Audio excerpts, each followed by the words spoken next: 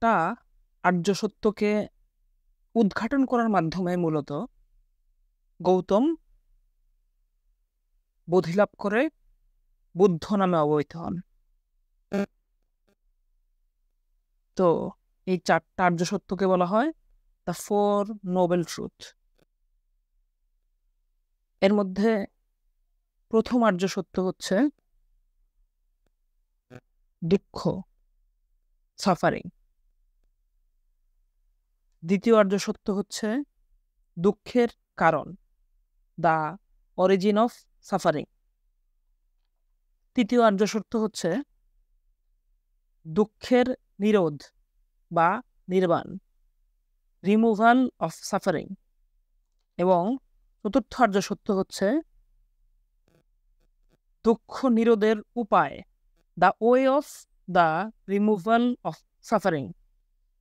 তো বুদ্ধ দর্শনটাই হচ্ছে দুঃখ থেকে মুক্তির উপায় নিয়ে আলোচনা করে যে দর্শন, সেই দর্শন।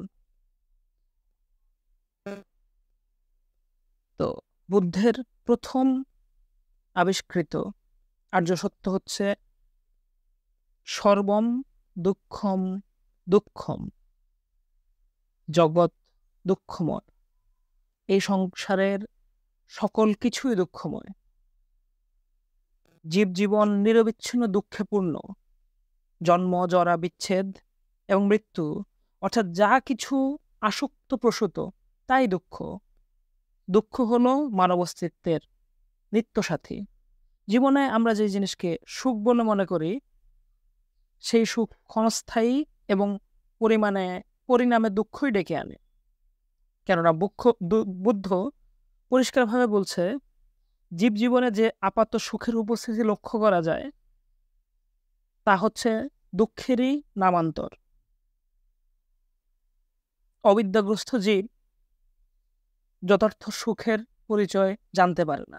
যেমন অজ্ঞাতবশত শিশু নিষিদ্ধ কর্মে লিপ্ত হয়ে আপাত সুখ বোধ করে, অবিদ্যাগ্রস্ত জীবও সেরকম ইন্দ্রিয় সম্ভোগ এবং ভোগ লালসায় পরিতৃপ্তিকে সুখ বলে মনে করে। কিন্তু শিশুর আপাত সুখ যেমন অসুখকে আহ্বান করে, তেমনি ইন্দ্রিয় সম্ভোগ ভোগবিলাসকে পরিতৃপ্ত করে না, বরং দুঃখকে তীব্রতর করে। সর্বগ্রাসী দুঃখের কারণ এবং সেই দুঃখ থেকে মুক্তির উপায়ে সন্ধান করাই গৌতম বুদ্ধের সাধনার লক্ষ্য ছিল।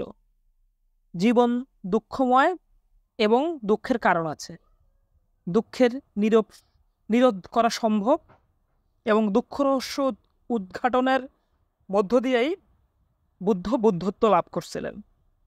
এই দুঃখ থেকে পরিত্রাণের উপায় হিসাবে যে ধর্মমতকে গৌতম বুদ্ধ প্রচার করেন সেটাই বুদ্ধ ধর্মমত। বুদ্ধ স্বয়ং বলছেন জন্মে দুঃখ, নাশে দুঃখ, রোগ দুঃখময়, মৃত্যু দুঃখময়, অপ্রিয়ের সংযোগ দুঃখময়, প্রিয়জনের বিয়োগ দুঃখময়, রোগ হতে উৎপন্ন কষ্ট দুঃখময়, সকল কিছুই দুঃখময়। দেখেন কি চমৎকার কথা!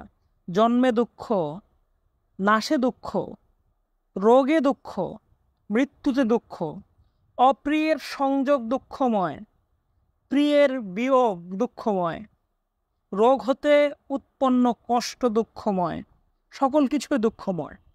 সংসার দুঃখে পরিপূর্ণ এবং সকল দুঃখের নিদান যে প্রকৃতপক্ষে দেহ এবং দেহ সম্পর্কিত, বুদ্ধের বচনে সেই কথাই প্রতিধ্বনিত হয়।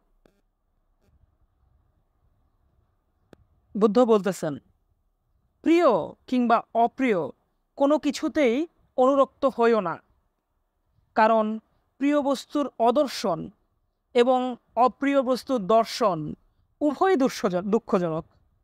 তাই কোনো ব্যক্তি বা বস্তুর প্রিয় অনুরাগী হইও না। প্রিয়জন বিচ্ছেদ দুঃখজনক। যার প্রিয় অপ্রিয় কিছুই নাই তার কোনো বন্ধন থাকে না। প্রিয় থেকে শোকের উৎপত্তি হয়, প্রিয় থেকে ভয়ের উৎপত্তি হয়। যিনি প্রিয় আসক্তি থেকে উত্তীর্ণ তার শোক থাকে না, ভয় কিভাবে থাকবে?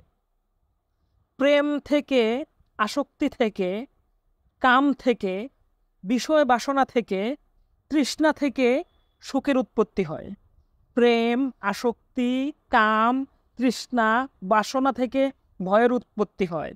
যিনি প্রেম, আসক্তি, বিষয় বাসনা, কাম, তৃষ্ণা থেকে উত্তীর্ণ হতে পারেন, তার শোক থাকে না, ভয় থাকবে কিভাবে?